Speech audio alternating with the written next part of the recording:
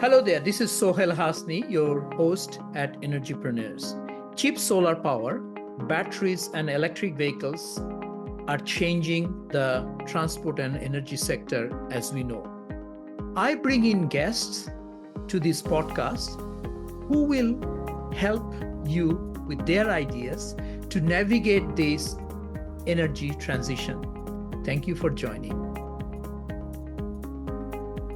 Good morning, Riccardo. How are you? Excellent. We know that this video is not recorded by our AI because I look terrible. Yes, it's pinchable situation. It's not. So maybe you introduce yourself again. I know you are into so many spaces, and welcome back second time to Energypreneurs. Riccardo Pagliarrella. I have a very strange career that started in competitive motorsports, vehicle electrification very early on. So we're now 17 years of vehicles in some form of electrification or vehicle charging or DVR or things of that nature. At the moment, I serve as the OCPP or Open Charge Coin Protocol Ambassador for the Open Charge Alliance. I consult independently through my firm Energypreneurs, co-owned with Steve O, who's based in South Korea. My work crops up in places in Australia and around bits of Asia and beyond. That's me in a nutshell. I saw some of your posting on V2G, and I know these vehicle to grid things are going to be huge, especially on electric car. People started using the V2L and say, hey, actually I can connect this to my car.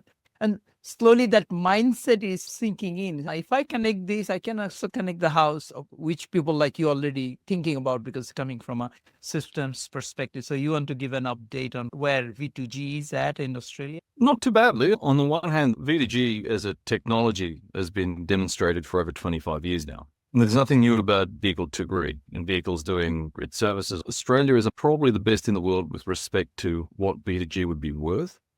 And this is particularly important in the new energy construct that faces the consumer. We need to solve two primary problems. How do we generate value and how do we transfer that value to consumers? In Australia, we can generate lots of value. We've had markets for aggregated DER. We're now advancing those markets in ways that lowers their intrinsic cost to serve and cost to access. We've got market volatility because we've got lots of renewables, investment in networks and so on and so forth. So there's opportunity for anyone that's got something that can be turned up, down, on or off in intelligent ways to make money. We've had tariffs that are either time of use based or increasingly dynamic for a very long time. The self-consumption, the tariff arbitrage opportunities are also very strong. So from the market pull perspective, there's a lot of interest.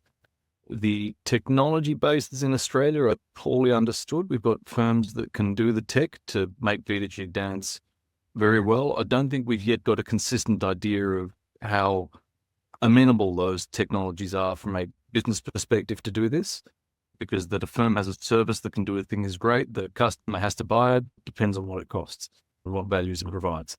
I don't think there's a great state of clarity there. There's a few firms doing really well, and there's a lot of firms that are pretenders, and there's one throwing, we'd say.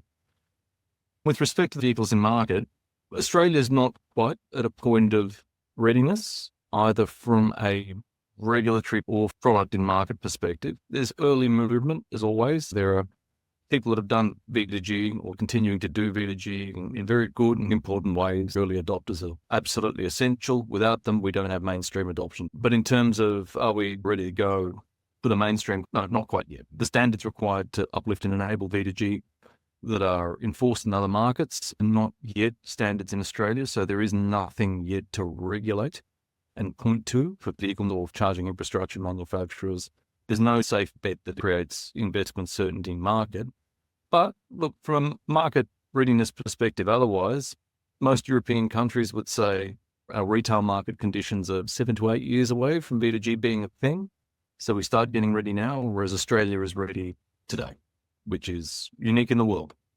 When you say the different technology aspects and regulation, what do you mean? Is it the technical aspect of the regulation? Because the market side of the regulation, I read that people are arguing it should be treated like any other battery. So when vehicles come to market in Australia, we go through a process known as homologation. That's the simple act of making sure the vehicle is compliant with the regulatory requirements of that market.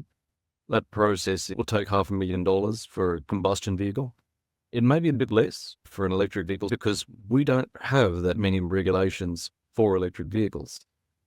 Partly because there's intrinsically less to do. There's no vehicle emissions testing, which is expensive. Also, we don't have some of the charging system regulations and other regulations that other markets have. There are 3 standards of note, 2 of which pertain to electric vehicles. One is IEC 61851, which is the global big gold standard of all things charging. So there have been little bits of standards that talk to what the plugs should look like and what the charging communications should look like. They wrap up into this one big IEC standard. It points to a bunch of subsidiary standards, the most important of which is ISO 15118. So this was a derivative of a German DIN standard from back in the day. The first version of the communications part of that suite, the -2 part, was finalized in 2014, and the second generation communications was finalized in 2022. Now, they're international standards. They're not yet adopted by Standards Australia, though there is a piece of work in train to do that.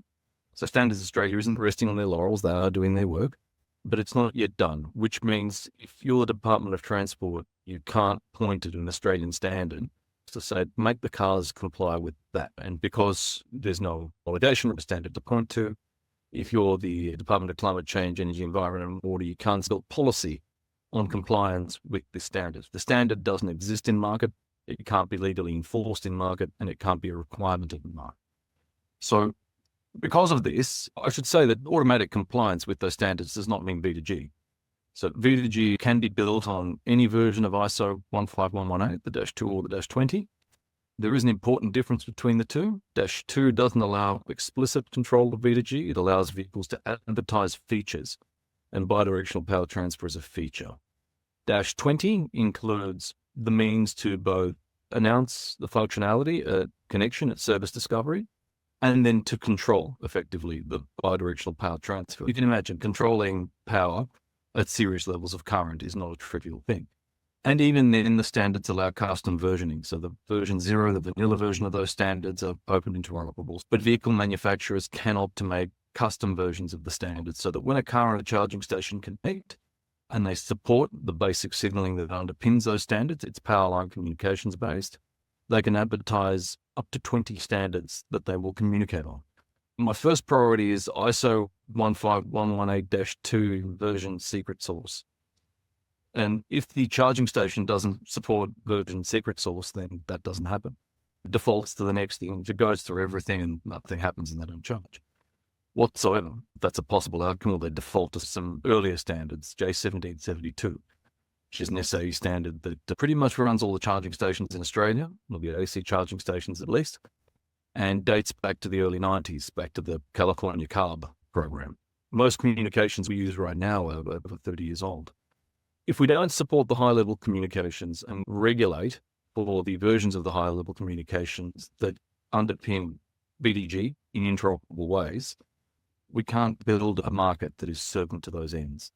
Not many other markets are doing this either. So where you see V2G advertised in other markets, it's usually a vehicle OEM and a charging station OEM have got together. They've rather than homologated every possible charging station and every possible vehicle combination known to man or their vehicles, will put a warranty against this and go to market, which is a very different paradigm. It's not interoperable V2G, but it is V2G to various means. When it comes to Australia, then there's other things to sort out like grid code compliance and whatever else.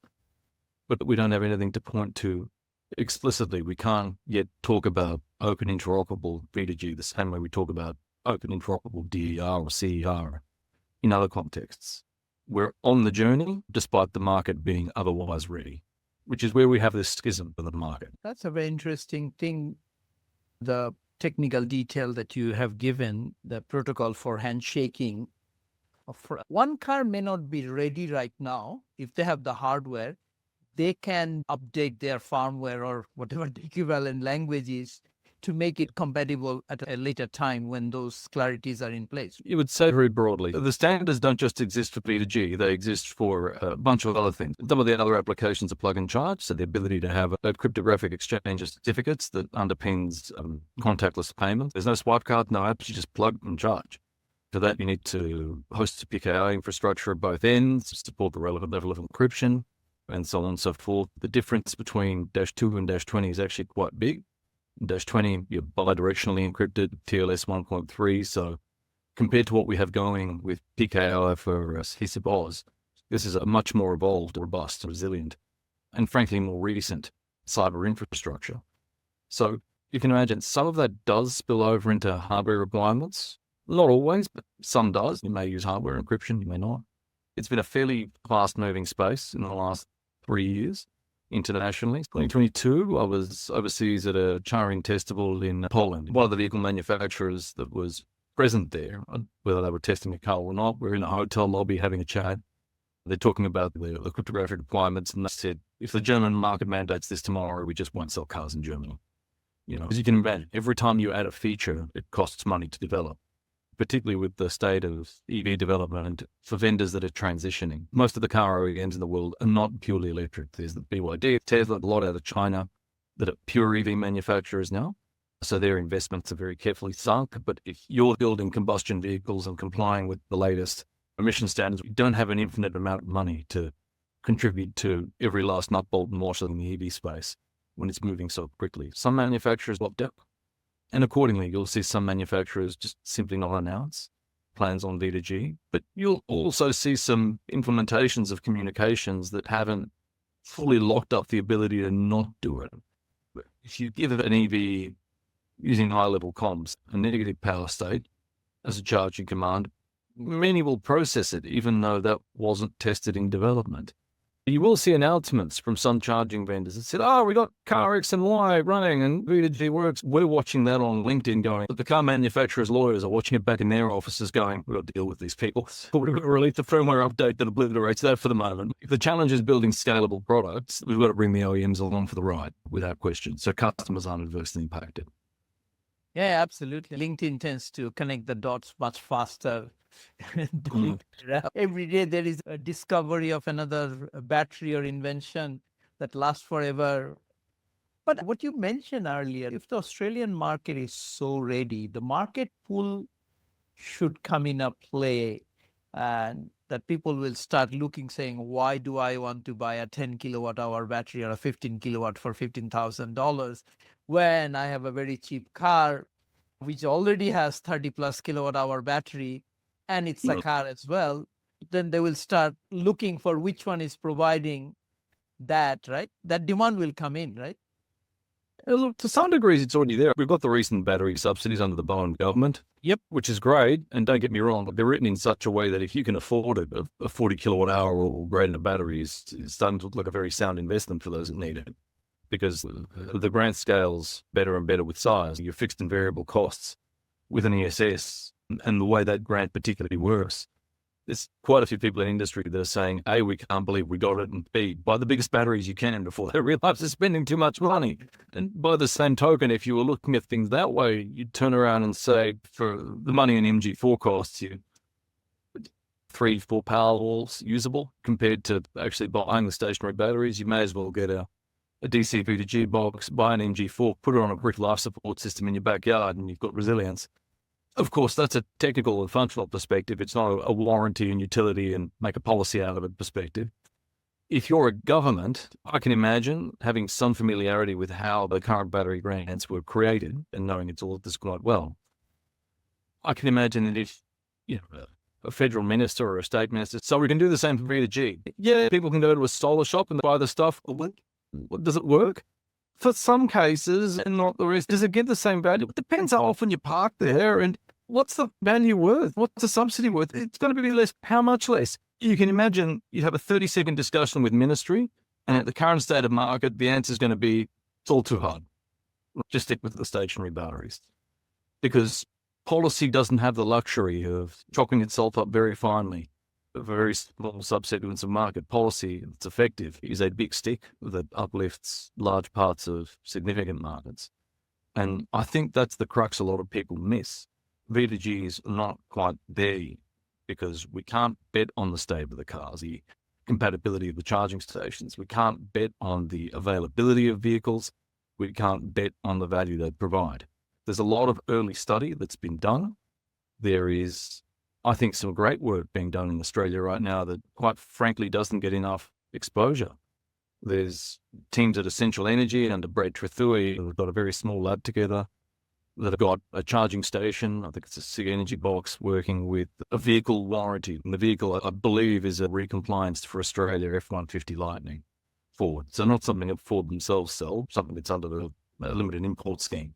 And while some would say they're going to sell less than 100 of those a year, it's not a real car compared to buying a Toyota. The market has to start somewhere. And it's important that we have these starts. It's important that we celebrate these starts. It's important that we focus less on the criticism and more on the opportunity. But that is where we are. We are at the start as a complete market, and we need to talk very robustly about where we go. And to those ends, I would say most of the typical commentators we have in Australia that will talk about, we need a charging station subsidy. Mate, that'll come, but that doesn't fix today's problems. The answer to everything isn't give more free shit for solar installers to pump out a door. The answer is, how do you create a market that the answer has to address how we create a market that doesn't adversely affect average customers. I can do V2G at my house. You can do it at yours. But I'm an engineer. I'm not a real customer, right? Real customers are my mother, who is not an engineer, has no interest in being an engineer or a scientist or someone that plays in the field. She's a criminologist. She just wants a car to work and her bills to go down. When it's ready to go that way, stationary batteries are now at that point, which is why we can justify a very good subsidy for them. Solar energy has been at that point for a while. We need to get V2G to that point. Yes, absolutely. Because I added a Tesla Powerwall like many others in my house, and it's suddenly tripled the value of the excess solar because it was going down the drain anyway. So the numbers suddenly becomes very interesting. The other thing that you mentioned about using a car for stationary storage, I think 5 years, not even 5 years, pre-COVID, 2018 or sometime. We are looking at a project in Afghanistan for batteries. I looked at the auction houses in US. Old Nissan Leaf were selling for a song. I calculated, if we get 10,000 of these Leafs, just park there permanently, drive it around wherever, and then don't touch it again. It's a battery. But then we could not, because under Asian Development Bank and other procurement rules, you cannot buy secondhand. Someone had to take the battery certified, got complicated. But the point is, numbers for electric vehicle using them as a stationary battery are really good. It's like McDonald's were already there, established, servicing for breakfast suddenly because there's no incremental cost. It's a sort of horizontal progression of the same value chain. Yeah. Look, will it come? Yes. Will the grid interactive parts of it work? Look, they should, but I think people need to be realistic about the ultimate value is going to still be limited by the size of grid interfaces, which for most customers at home or workplaces are fixed. The network's not going to turn around and say, got V2G, we'll give you another 30 kilowatts of export capacity. You know, you're going to have the same, but it's not going to be there as often. So availability is lower. Between lower availability and maybe slightly higher or not quite higher revenue, the costs to actuate are not going to fall significantly. Yeah, I think I had this discussion with someone from NEO a couple of years back. And I think that might also work. V2G doesn't mean you have to go to the grid. If somebody sets up a large community battery, I was just thinking that some years back we were discussing that this V2G need not to go to the grid, right? If someone has a large battery storage, like in a supermarket, people come in and connect it and it collects. It can also run a mini buy and sell market at the local mall. If you put 100 megawatt hour or whatever, maybe 100 is too big, maybe 50 megawatt hour battery, you can run an effectively buy and sell market.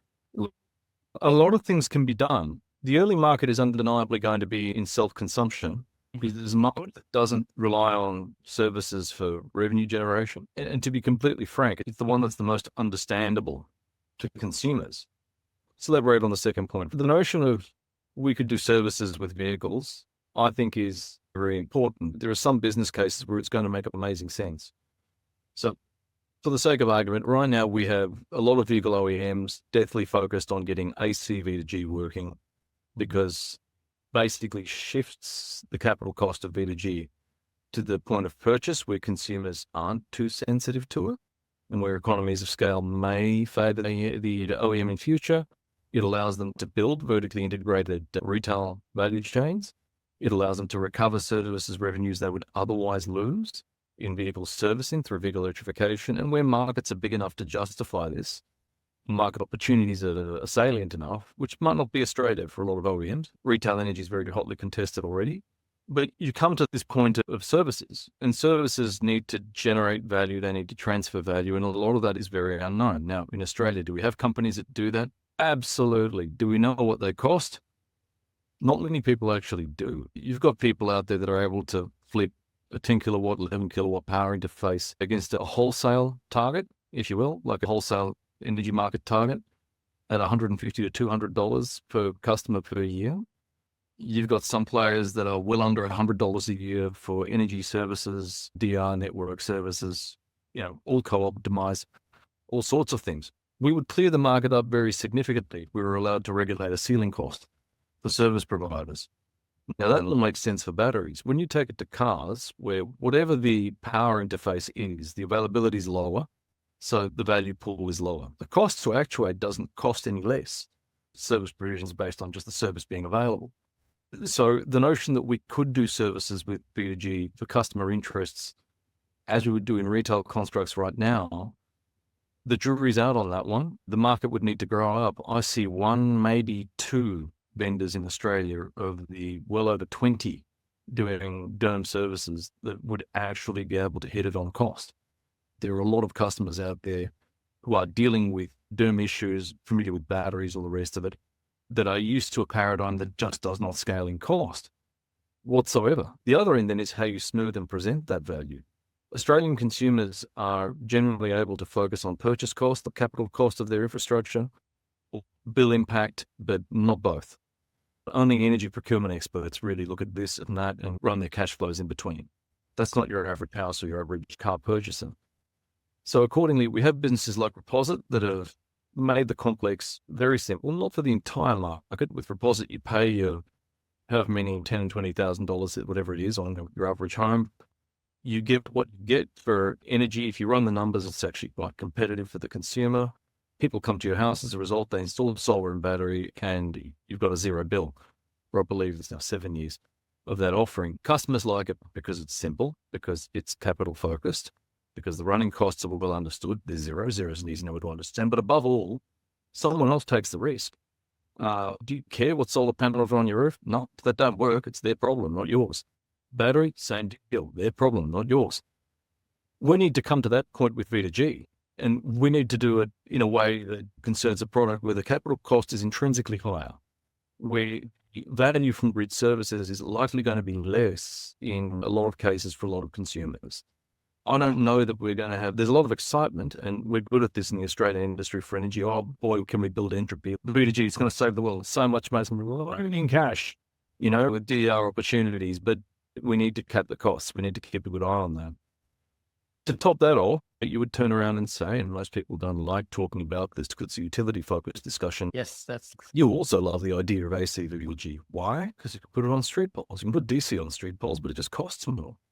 Once you've got it on street poles, you can say, if you've got a car and we see that car is capable of V2G, and your contract allows us to flip V2G, we'll give you a better tariff when you public charge, right? And that is the great example of taking risk up front to some degree, right? And the risk would be auditable. It would fall under the AER's auspices. We have a regulatory instrument to make sure that what would happen would be fair.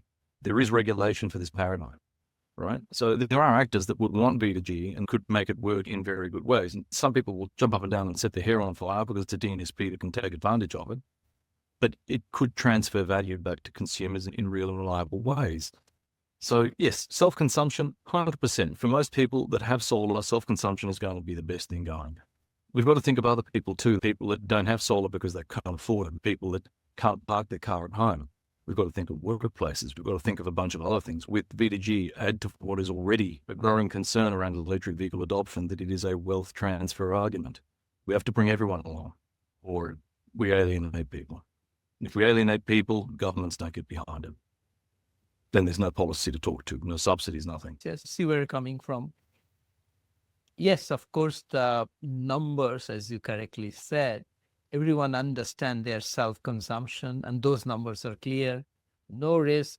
We all know what we have been paying on average, and suddenly zero electricity bill, very simple to analyze. Are you telling that V2G, some of those products, once regulation, technical, and others get sorted out, could be a more of an utility play where utilities can see value straightway, bigger picture value than a retail customer play, maybe beyond self-consumption because it's complicated to explain? I was part of some work through Unix, where for various customers, arena and other actors, had been asked, what is the value of V2G? That work was done by NX quite well. It was done fairly reliably. The numbers weren't adversely inflated. It was a very good and current look at what the value potential could be across a range of homes. Retailing is all about being able to make segments viable. Looking at the top line is great, but if there is a bottom line to enable as much and it doesn't work, it exceeds the top line or leaves so little value that it falls within a sensitivity for customer ambiguity, for customer doubt, then we've got real problems. And there hasn't been a study in Australia beyond the simple stuff being self-consumption, because that's export meter, take a look back, simple working closely. Net of costs to serve, is V2G still viable? We tried to ask this when I was at Deloitte. It wasn't a bad place to work. The good thing about working at a place like Deloitte is you're available to some very large and significant customers. From a state government department, a question on V2G did come up. I said, what is the value? When you dig beneath the question, you say, why is it important to you? And they'd said, $800 to $900 a year, knock it out of the park, knock on the minister's door immediately, tell them we've got a winner, man. $400 to $500 a year, they said, anything under $200 a year, we don't give a shit. And I'm not saying those numbers are golden or not malleable in time or they don't change market to market. But the point is, it has to be good in terms of merchant value to grid trade. Costs get taken out of that. Value sharing across the actors get taken out of that. There's got to be enough left that customers actually care. It's a bit like saying, I can ask my family to change their amenity with their energy use in very obtuse ways, and we would lower our bills quite significantly. But there is a point beyond which the cost of changing amenity is going to make my life very sad by virtue of their complaints, and I can put a cost to that and exceed the value that would otherwise be generated. So this is a very big question for V2G. If V2G is purely about self-consumption, then it only plays to customers that can afford it. Absolutely. And then we've effectively, for all the technical and financial arguments, from a policy perspective, it's not on fire. It's not something we have to deal with now. I believe in surfacing these discussions because it's important to bring V2G to market in ways that do create opportunities for all consumers everywhere. Yeah, I think that's a very important point, the threshold at what point it's really valuable, because V2G might bring a lot of psychic value to people. Hey, connected to the grid, I'm selling. But in terms of dollar value, that's a questionable thing beyond self-consumption. It's a bit like talking total cost of ownership arguments with EVs. Great. On average, the cash flows are great. But here's the other reality. The median cost of a combustion vehicle is somewhere in the 30s, of an EV somewhere in the 50s. So telling someone that if they could afford mid-$50,000, over 10 years they would end up just as well does not change their access problem whatsoever. And the customers that don't have the access issues mostly don't care about wealth sharing. Years ago, myself and another dude from industry, a friend I value very well, were asked to do a survey of installers and their sentiments on their customer base for V2G. And we had one installer service in the North Shores of Sydney. Let's go with his customers weren't at the 2%, 3% margin level. They were more in the 30 plus. The group of his customers, great inverters, top end panels. The guy was hilarious to listen to. Also a Powerwall owner. And I said, he goes, you know why I got the Powerwall? Because it's the best battery on the market, mate. He goes, I don't want trouble. I got myself a Powerwall. And you know what I think about VPPs? He goes, I earn that power. I paid for those panels. When the power goes out, I want to look after me. That's what I earn my money for. That's what I pay for. That's the hump you've got to get over when we're talking about opportunities that have intrinsic access barriers. Then you've got to convince the people that don't have access problems you could share with everyone else for a price. So V2G is a great opportunity because maybe 2.5% of the 10 million plus homes in Australia have a battery. But the attachment rate for vehicles is in the order of 90% vehicle ownership per household. It's massive. But beyond the technical financial issues, there are very serious social questions that need to influence what we do next technically, what we do next financially, so that we can do this in a way that we can bring V2G to market in a way that has good policy around it and is defensible to the governments that support it. I think we made that mistake with batteries over the last, since 2015, 2016. It's been 10 years without it. I don't know that the current subsidies fix it. I'm doing okay at the moment. Ran the numbers with the wife a couple of nights ago, and we're like, what we need is a 45 kilowatt hour battery. Do you really need one? I've got 20 kilowatts of PV because I was in the industry and it was fun to tinker around and I spent the money, but I can afford a 45 kilowatt hour battery, and that doesn't make a lot of sense. But my neighbor can't, and he's retired, and his wife, beautiful people, decent energy bills. Could they do with bill relief? 100% they could. How do they benefit to the same degree? And the issue is they don't. And my neighbour's a lot of the guys into cars, mate, absolutely. He's got 3 of them. 2 of them are classics. Beautiful things. Could you bring him round to an EV? Could you bring him round to a lot of things? Can't afford an EV to start with. He'd love one. Can't afford it. He's taken my PEV for Lenny Drive. Loves the electric part of it. And to talk to him then about V2G, he'd be like, his answer would be, that would sound like it costs more. And I'm like, yeah, because you need a charging station, you need the meter, you need stuff. And he'll be like, but I can't afford this, let alone more. So what's the point? So yeah, I think we have cleared these issues for sure. But I'm also intrigued. What's your view on why has not Tesla brought in V2G at all, even V2L? Is it because of their roof or because of their power wall? They've got L with Cybertruck. It's a beautiful system. At the power level they've got, which I think is 1 kilowatt more than what Ford does with the Lightning, you have to wonder whether they just waited and then received message from management, beat it by kilowatt or something like that. So 100% they've got it. I've got to couch my answers very carefully here, being former Tesla staff and having many friends at Tesla. Tesla is probably the most capable of the OEMs to venture into retail energy. Doing so would involve a significant capital investment. I look at what Tesla's been doing lately financially, but to the point that they could vertically integrate the lot, and you've got a Tesla battery because you like it and you're aware there were choices. Would you trust Tesla with your home bill if they have the technology? Would you trust them with your V2G car? It doesn't matter what your feelings are around Elon as a company able to leverage deeply technical lens towards good customer experience. I think you'd make the lead. I think a lot of people would make the lead among Tesla's cohort, but it does take investment. I can't see Tesla calling Octopus and saying, we're going to license Kraken to do this much. I'd imagine they'd want to do it indigenously, build a very low and scalable cost base, much as they've done with every other service offering. I'd imagine they wouldn't want to wear it as a cost, they'd want to wear it as a strategic opportunity. So I think what's holding them up would be investment. If you look at their hirings in Australia the last year, there was a good wave of positions advertised in retail, and the retail bit hasn't quite eventuated with the thunder you'd expect of the hirings back then.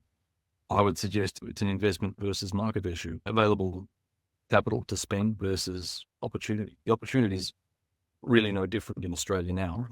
In fact, I would even bet that Tesla would use Australia as a trial for other markets. There are markets where they do some advanced stuff, like Hawaii. They've always had very good investments. Texas. If there was cash to spend on it, and you've been in the energy industry long enough to remember the days where Tesla was putting on 20, 30 staff a month in Australia, and every other company in the new energy space was like, we can't keep up. Look, it was nuts. Everyone was getting crushed. If it started raining investment in the market again, I'm pretty sure they'd integrate fully. My guess is that they'll favour an AC approach, though they're more than capable of DC. Would Tesla be able to run FCAS response out of the public charging infrastructure? Yeah, like anyone could, but Tesla can do it all in-house. So given the investment and the scope of opportunity, hell yeah, they could go hard.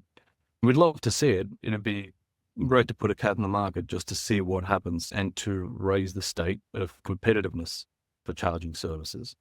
I'm not saying companies that do badly now. You've got Australian companies that do really well. He's a great example. Very reliable charging experience for most of their customers. It takes a lot to build an energy services company in Australia to stay afloat. You can do it here. You can do it pretty much anywhere. Do firms like that benefit from a Tesla entering the market and starting to do it generationally better things? 100%. We want more Teslas raising the bar for expectation. I would hope if their fortunes change that we see a return to form there. Especially with the brand name and the technology, the user interface, the whole user experience on electric car. Let's set aside CEO's personal issues, it's an amazing car. I've been driving the new Model Y Juniper. The improvement they have done over the others is unbelievable. We're in the same position. We're still looking for our mid-range SUV, and I've driven everything and still not as good as the last generation Model Y. I did the first drive of Juniper and I was like, oh, this is better. It's very hard. I'm hoping competition. I'm looking forward to the upgraded Xpeng G6 to see what that says. The reports are good. Dynamically, I expect it to be a very different car. But then again, you touch on an interesting point. Do they have competition?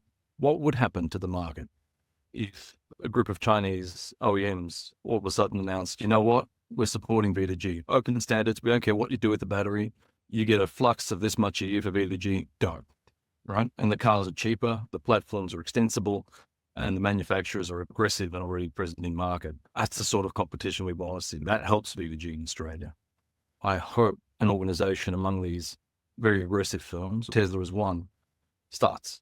Because if they do, it'll be great. But the partnerships involved are not trivial. For most vendors, particularly those that rely on a DC interface for vehicle to grid, they have to walk lockstep with a charging station vendor at this stage of market. And we're talking about firms that are culturally very different, with exceptionally different risk profiles, very different homologation types. I'm not suggesting there's a responsibility on one side or the other, but I've worked for a few automakers and contracted to many others. And if you ask them what they value above all, their brand is 1 through 10. They respect the integrity of their product and sell themselves on as much accordingly. So when you have a $60,000 car and a $6,000 charging station, and the thing that costs that much from a company that's existed for that long could cause a problem to your thing that costs this much from a company that's got aspirations of lasting this long, that is an asymmetry in risk position. Not saying it can't be done. That's part of the reason we haven't seen this stuff flying onto shelves at the moment. You've got to get these two different firms to work together. And there are some that are good at it. The article recently suggested that if you've got people in your charging station firm that worked on the automotive side, beautiful. I'm not going to play favorites and name names, but they do exist out there, charging station firms that have in their C level, in their technical leadership, people that worked in or for auto OEMs directly. So they've seen how the other side lives and they can build products and services and quality levels that the other party would happily rely on and list as a spare part and take the phone calls when something goes wrong. So I think exactly as you mentioned, maybe Tesla is the only energy company out there can integrate it all, especially with their AI and the robotics that's coming up slowly. And if they do, maybe they're thinking also creating almost like a sort of Apple ecosystem in a world where there are a lot of Android suppliers and sell the security, this and that, portability, the ease of use and consumer experience. It's just a segment the market somehow. Tesla is open standards compliant now.